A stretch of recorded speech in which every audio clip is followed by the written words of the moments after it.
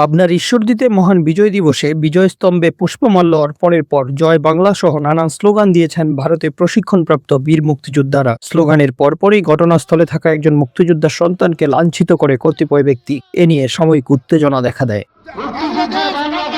মঙ্গলবার 16 ডিসেম্বর সকাল 9টার দিকে পৌর শহরের আলহাজ মোড় বিজয়স্তম্ভে এ ঘটনা ঘটে।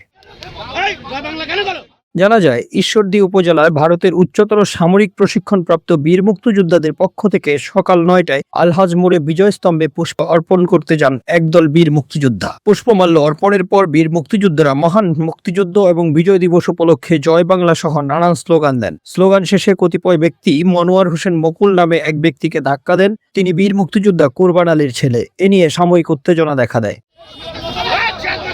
মুক্তিযুদ্ধকালীন ঈশ্বরদী অঞ্চলের কোম্পানি কমান্ডার কাজী সদরুল হক সুদা বলেন, বীর মুক্তিযোদ্ধারা জয় বাংলা স্লোগান দিতেই পারেন। জয় বাংলা স্লোগান আওয়ামী লীগ বা অন্য কোনো রাজনৈতিক দলের নিজস্ব স্লোগান নয়। জয় বাংলা স্লোগান আওয়ামী লীগ নিজেদের হাতিয়ার হিসেবে ব্যবহার করেছে। এই স্লোগান মহান মুক্তিযোদ্ধাদের স্লোগান। তাছাড়া আমরা শুধু জয় বাংলা স্লোগান দিয়েছি, জয় বঙ্গবন্ধু তো বলিনি। আমরা আওয়ামী লীগকে পুনর্বাসন করতে চাই না। স্লোগান দেওয়ার পর কতিপয় ব্যক্তি আমাদের একজন মুক্তিযোদ্ধার সন্তানকে লাঞ্ছিত করেছে, যা অত্যন্ত দুঃখজনক ঘটনা।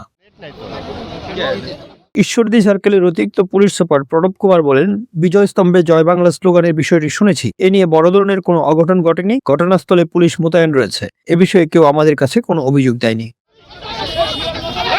Bangla affairs news desk.